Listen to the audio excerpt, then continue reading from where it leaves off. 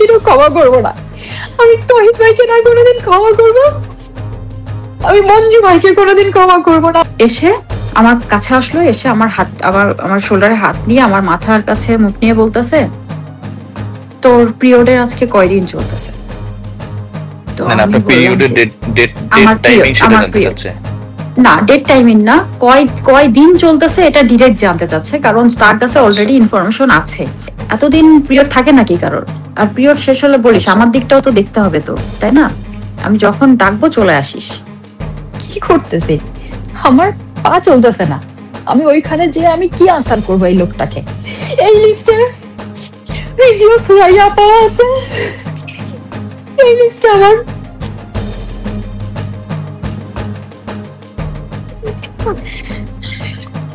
এই লিস্টে আমার ফায়াজ ভাইও আছে। এরা পুরো আমার ক্যারিয়ারটা সব ধ্বংস করে দিবে।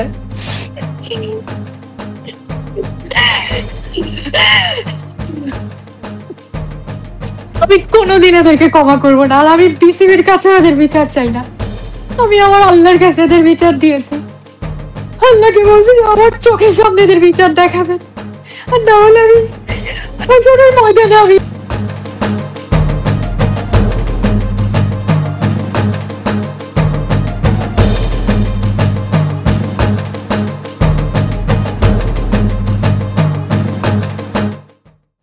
I faced several times, not once.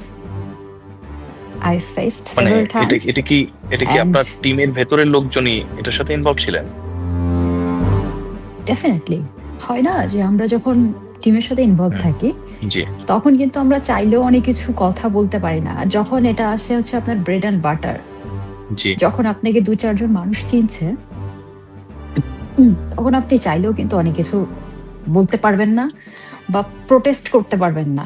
জি। আমি অনেকবারই ফেস করেছি রিসেন্টলি, যেগুলি আসলে আমাকে বড় বেশি ডিস্টার্বড করেছে সেটা হচ্ছে আপনি যদি আমাকে অনুমতি দেন, আমি কি জিজ্ঞেস করতে পারি যে আসলে কারা এই ঘটনাগুলো ঘটিয়েছিল আপনার সাথে, বা আপনি হয়তো আপনারটুকু বলতে পারবেন? দেখুন, আমি যদি এখন আলটিমেটলি ক্রিকেট আমার ফ্যামিলি, আমি অবশ্যই বলবো, আমি এজন্য কথা বলবো যেন আমি হয়তো ওখান থেকে সেভ হয়ে বেঁচে এসছি, আমার মতো আরো 10টা মেয়ে বেঁচে ফিরতে চাইবে, হয়তো 10টা মেয়ে চিন্তা করবে দরকার নেই, আমি যেমন আছে চলুক। সবাই কিন্তু কম বেশি ভালো মন্দ নিয়েই তো পৃথিবী। তো ওই 10টা মেয়ের জন্য যেন সুন্দর একটা পরিবেশ থাকে, আর তারা যেন সেফলি একটা সেফ এনভায়রনমেন্টে তারা যেন ক্রিকেট খেলতে পারে at least. Who actually that culprit 2021 সাল থেকে। তার আগে আমি ফেস করেছি, ওটা আমি পরে আপনাকে শেয়ার করব। আচ্ছা, 2021 সালে বাবু ভাইকে দিয়ে, সরফরাজ বাবু কোঅর্ডিনেটর, বাবু ভাইকে দিয়ে তহিদ ভাই আমাকে অ্যাপ্রোচ করে। এটা আমি বিভিন্ন জায়গায় বলেছি যে ইনচার্জ ছিলেন, কেন ওনারা আমার সাথে মিসবিহেভ করে আমি জানি না, কেন করছে আমি বুঝতে পারছি না। আমি অনেক ট্রাই করেছি যে এই জিনিসটাকে চাপা দিয়ে আমি যেন ভালোভাবে ক্রিকেটটা খেলতে পারি, কিন্তু যখন আমি টেকনিক্যালিটি নাই করেছি তখনই পরের দিন থেকে মঞ্জু ভাই আমার সাথে খারাপ ব্যবহার করা শুরু করছে, অপমান অপদস্থ। আর আমি তো আসলে অভ্যস্ত ছিলাম না এরকম অপমানে। 2-10 জন আমাকে চিনে সম্মান করে, ওখান থেকে আসলে শুরু হয়।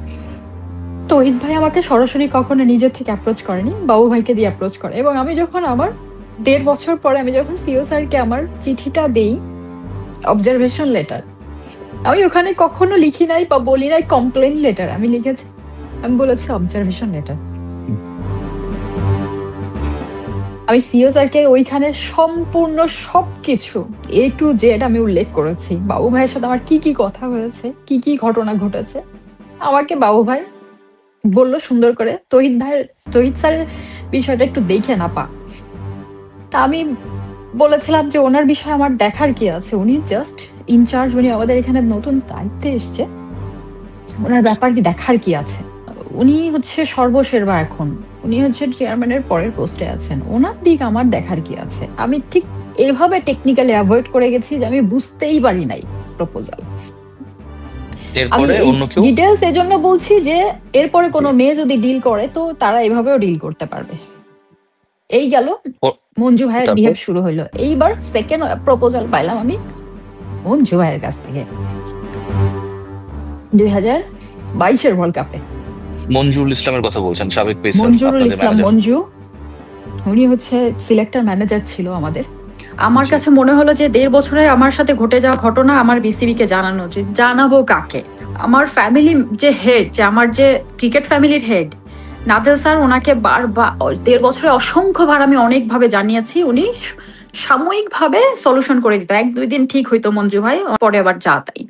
আমি সিও আপনাকে স্যারকে অ্যাপ্রোচ পর্যন্ত করেছিল, জানিয়েছি। আপনাকে অ্যাপ্রোচ করেছিল কিভাবে জানার এরপরে আছে? অ্যাপ্রোচ করেছে, এরপরে অ্যাপ্রোচ করেছে। এটা কি আমি নিউজিল্যান্ডে? ওয়ার্ল্ড কাপে গেলাম, হ্যাঁ নিউজিল্যান্ডে, আমি ওয়ার্ল্ড কাপে গেলাম। জি। যাওয়ার পর ওখানে আমাদের প্রি ক্যাম্প হওয়ার কথা ছিল এবং প্রি ক্যাম্প হলো।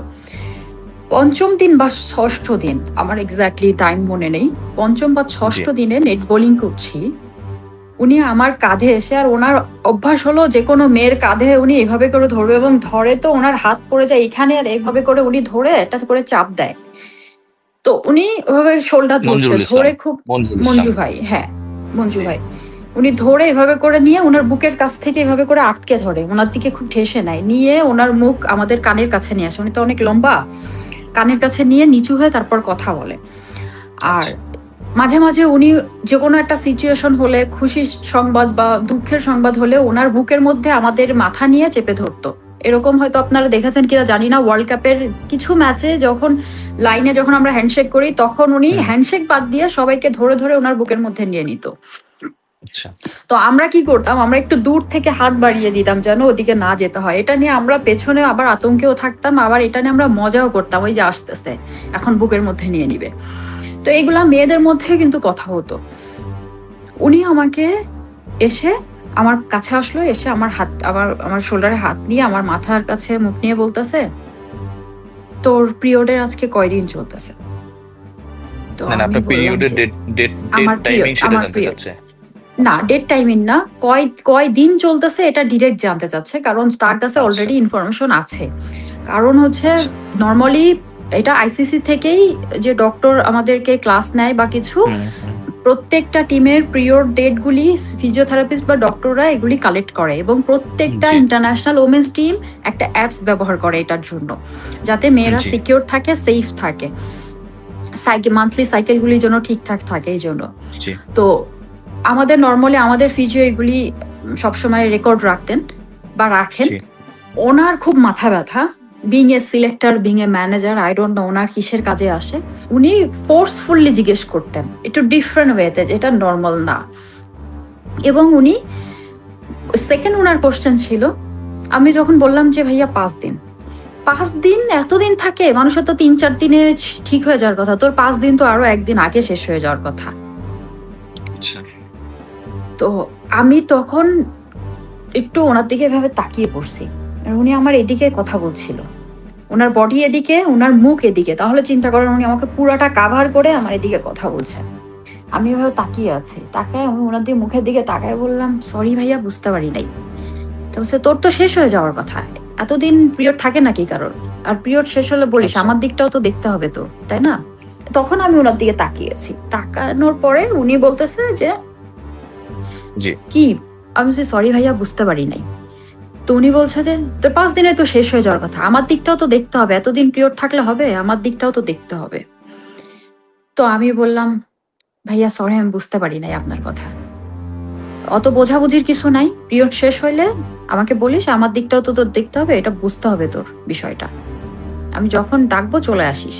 আপু যখন যখন আপনাকে বলল যে তুই আমার কাছে চলে আসিস যখন পিরিয়ড শেষ হবে 1-2 দিনের মধ্যে, তারপরে আপনি কি করলেন আমি এখান থেকে যদি একটু আমি বলতেন? ওখানে আমি পুরো ঠান্ডা হয়ে গিয়েছিলাম, আমি কি আনসার করব জানি না, কারণ আমি জি। এই 1.5 বছর উনি আমার সাথে খুব মিসবিহেভ করছে চরম লেভেলের। জি। আমার জি। কাছে মনে হয়তো ওনার একটা মুখের ভালো শব্দ শুনলে মনে হয় আমি একটা ভালো বল করতে পারবো, কারণ আমার বোলিং জি। হইতো না।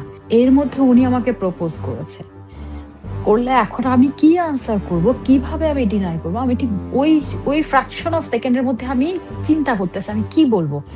এর মধ্যে আমার এক বোলার বোলিং শেষ করে ও ব্যাকও করে পারে না, আমি ওকে হাত দিয়ে সরালাম, সরো আমার টার্ন বলে, আমি ভাই এক্সকিউজ মি বলে আমি বোলিং শুরু করলাম।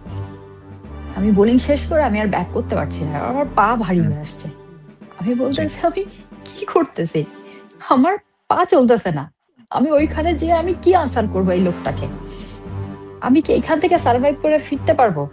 আমার কথা হচ্ছে ভাই যার যা ইচ্ছা করো, আমাকে কেন টানতেছো এর মধ্যে? আমি ওখান থেকে কোন রকম আসলাম, এসে আমি একটা মনে একটা ভাব দিলাম পাশের নেটারের সাথে আমি দাঁড়ায় দাঁড়ায় কথা বলতেছি, যেন আমি ওর সাথে কেমন কোনো একটা বিষয় আলোচনা করতেছি। আমি ওখানে টাইম কিল করলাম। পরে ফিরতে ফিরতে তারপর উনি ওইখান থেকে মুভ করছে। দেন গিয়ে আস্তে আস্তে যখন কোনোভাবে আসলে আনসার পাই নাই, ফিডব্যাক পাই নাই, তারপর থেকে আবার শুরু হলো আমার সাথে মিসবিহেভ। আমি বাধ্য হয়ে আবাহনীর যে একাডেমির যে কোচ ডালিম ভাই, সে হচ্ছে নর্মাল কোচ, তাকে বললাম জি। আপনি শুধু দাঁড়ায় থাকেন, আমার কাউকে লাগবে, আপনি দাঁড়ায় থাকেন। উনি আমাকে এক জি। সপ্তাহ 2 সপ্তাহের মতো উনি আমাকে ট্রেনিং দিল। জি। আর জি। ডিকেন্স ভাই, ফয়সাল হোসেন ডিকেন্স ভাইকে তো চিনেন আপনি। জি। জি। জি, অবশ্যই চিনি। ডিকেন্স ভাইয়ের প্রিমিয়ার লিগ চলতেছিল। উনি দেখে আমি একা একা বোলিং করতেছি, কেউ নাই জি। আমার আশেপাশে। জি। উনি আমার কাছে গিয়েছে, বলে কি তুই একা একা প্র্যাকটিস করতেছিস কেন, কি হয়েছে তোর, কোচ নাই হুম। তোর? তা আমি বলি যে ভাইয়া নাই। তো বলতেছে যে তুই প্র্যাকটিস কর, আমি আছি। তোর কয় ওভার বল করবি? 4 ডিকেন্স ওভার ভাই। করবো। আচ্ছা তুই কর, আমি জি। দাঁড়ায় দেখতেছি। আমি বলছি, আপনি থেকেন না, আপনাকেও মানুষ উল্টাপাল্টা কথা বলবে। ওকে আমি কি বদার করি কাউকে? তো আমি জি। তখন বললাম যে আপনি আমার মায়ের পেটের আপন ভাইয়ের মতো একটা কথা বলছেন, আপনি আজকে থেকে জি। আমার মায়ের পেটের আপন ভাই। আমি ওনাকে এই কথা জি। বলছিলাম। জি। তো উনি আমাকে 4-5 দিন গাইড দিলেন। একটা ফার্স্ট জি। ডিভিশনের মেয়ে, তার সাথে এরকম একটা অ্যাবিউজিং এর একটা হচ্ছিল। তো সে আমাকে সরাসরি ফোন করে বলে, আপু আমি আপনার হেল্প চাই, আপনি ছাড়া আমি কাউকে পাই নাই, সিনিয়রদের মধ্যে হোক বাট কারোর কাছে আচ্ছা। সাহস পাই নাই, আপনি আমার এটা এটা কি প্রথম বিভাগ ক্রিকেটে? হেল্প করেন। প্রথম বিভাগ ক্রিকেটে? প্রথম বিভাগ ক্রিকেটের। তো এটা কি জি। হয়েছে, ওমেন্স উইং এর কোনো একজন অফিসিয়াল, ওমেন্স উইং এর হুম। রিলেটেড একটা হুম। অফিসিয়াল, তিনি হুম। হচ্ছেন ওই মেয়েটাকে করছিল, মানে আচ্ছা। অ্যাবিউজ রিলেটেড কোন একটা ইয়াতে ইনভলভ ছিল। আচ্ছা। তো আচ্ছা। ওই মেয়ে আমাকে সাহায্য চায়। তো আমি বললাম দেখো আমি হায়ার অফিসিয়ালের সাথে কথা বলতে পারি, জি। কিন্তু আমার তো প্রমাণ লাগবে, প্রমাণ ছাড়া তো আমি আপু কথা বলতে জি। পারবো না। ওই মেয়েকে আমি জি। কখনো ফেস টু ফেস দেখিও নাই, ফোনেই কথা হচ্ছে। আচ্ছা। তো ও লাপা আচ্ছা। আমার আচ্ছা। কাছে প্রমাণ আছে, ভয়েস রেকর্ড, আচ্ছা। Phone call record. তো আমি বললাম ঠিক আছে আপু, রেকর্ড আমাকে দাও, আমি ব্যবস্থা জি। করছি কি করা যায়। তো আমি জি। সেটা জি। সরাসরি সিও স্যারকে, আমি একবার শুনে আমার কাছে মনে হলো হ্যাঁ এটা প্রমাণ যথেষ্ট। আমি সিও জি। স্যারকে সরাসরি দেখা করে আমি ওনাকে হ্যান্ড ওভার করি। ওনাকে বলি স্যার যদি আপনাদের মনে হয় ব্যবস্থা নেওয়ার জন্য, ক্রিকেটটাকে ক্লিন এর রাখার আগে জন্য প্লিজ করবেন। জাহান আপু, এর আগে আপনি যে সিওর কাছে যে রিপোর্টটা জমা দিয়েছিলেন, আপনি বললেন জি যে জি যে সময়টা আপনারা অমিক্রনের কারণে মনে হয় কোয়ারেন্টাইনে জি ছিলেন, জি ওই সময় আপনি রিপোর্টটা রেডি করেছিলেন। ওখানে তো এই ঘটনাগুলো উল্লেখ ছিল যেগুলো আপনার সাথে ঘটেছে। সম্পূর্ণ ঘটনা আমার সাথে সব যত উল্লেখ ছিল। ঘটনা ঘটে এসছে, ছোট জি। খাটো খুঁটিনাটি, অফিসিয়াল জি। টাইমিং, ইয়ার, জি। কি শব্দ জি। ব্যবহার করেছে, সবকিছু জি। আপনি বুঝতেছেন না। একটা টিম মিটিং এ যখন পয়েন্ট আউট করে আপনার নামটাই ধরেই শুধু আপনাকে বাজে কথা শোনানো হবে, আপনার সম্মান তো সম্মান, মনে হবে আপনি তো গলির ক্রিকেট খেলতে আসছেন। যার এই যে তৌহিদ ভাই তো মারা গিয়েছে, আল্লাহ মাফ করুক, আমি ওনাকে কোনো দিন ক্ষমা করব না। রিয়াসাত ভাই আমি কোনোদিনও ক্ষমা করব না। আমি তৌহিদ ভাইকে না কোনোদিন ক্ষমা করব, আমি মঞ্জু ভাইকে কোনোদিন ক্ষমা করব না, আমি ইমন স্যারকে কোনোদিন ক্ষমা করব না, আমি জ্যোতি, পিঙ্কি, নাহিদা, ঋতুমণি এই ব্যক্তিগুলাকে কোনোদিনও ক্ষমা করব না। আমার এই লিস্টে রিজিও সুরাইয়া পাওয়া আছে, এই লিস্টে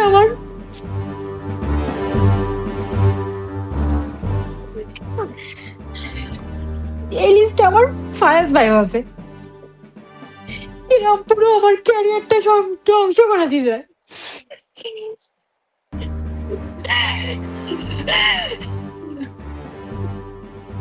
আমি কোনোদিন এদেরকে ক্ষমা করবো না, আর আমি বিসিবির কাছে ওদের বিচার চাই না।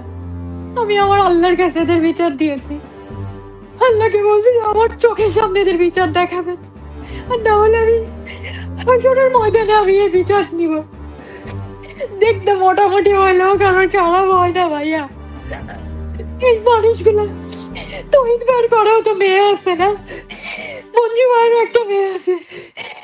আল্লাহ, আমি আমি আমার বিচার চাওয়ার সময় এটাও বলেছি, আল্লাহ তাদের মেয়েদের উপর যেন এটার প্রভাব না পড়ে, তারাও মেয়ে মানুষ। কিন্তু আমি এটা মেনে নিতে পারি না ভাইয়া। আমি শুধু এটুকু বলবো, আজকে আমি থেমে থাকবো না। আমি সবসময় বলেছি ইফ টিচিং এর জন্য আমি সবসময় প্রতিরোধ করেছি, প্রতিবাদ করেছি। আজকে আমার সাথে এত বড় বড় ঘটনা ঘটে গিয়েছে। আমি আমার মতো একটা মানুষ, আমি 16 বছর ন্যাশনাল টিমকে আমি সার্ভ করছি। আমি 2-2.5 বছর আমি ন্যাশনাল টিমের ক্যাপ্টেন্সি করছি, একটা ওয়ার্ল্ড কাপের ক্যাপ্টেন্সি করছি। আমি 130টা ম্যাচ খেলছি, আমি ইন্টারন্যাশনাল ম্যাচ। আমার মতো মানুষ 16টা বছর ন্যাশনাল টিমে সার্ভ করছে, 18 বছর টানা ক্রিকেট খেলছে, সে কেন মেন্টাল স্ট্রেসের জন্য আজকে ন্যাশনাল টিম থেকে ছুটি নিবে? আমার কোনো দরকার ছিল? আমি তো টিমে বসে বসেই টাকা পাচ্ছিলাম। আমার কোনো দরকার ছিল যে আমি ক্রিকেট তো আমার রুজি রুটি ছিল একমাত্র। আমি ক্রিকেট খেলে যেটা আর্ন করতাম, সাথে আমার যে এন্ডোজমেন্ট, যে প্রোগ্রাম, এই সব মিলিয়ে আমার যে আর্ন আসতো, আমি সেই আর্ন দিয়ে চলেছি। আমার মতো মানুষ কেন ন্যাশনাল টিম থেকে ছুটি নিবে? বারবার বিসিবি কে ইমেল করবে আমাকে স্যালারি দিয়েন না, আমি নিজের থেকে স্যালারি উইথড্র করতেছি। আমার বিবেকে বাধে, আমি ন্যাশনাল টিমে খেলতেছি না, আমি কেন স্যালারি নিব? আমার জায়গায় যদি অন্য কোনো মেয়ে টিমে ঢুকে, সে ওই জায়গাটা স্কোপটা পাবে, আমি কেন একজনের রাস্তা আটকাবো?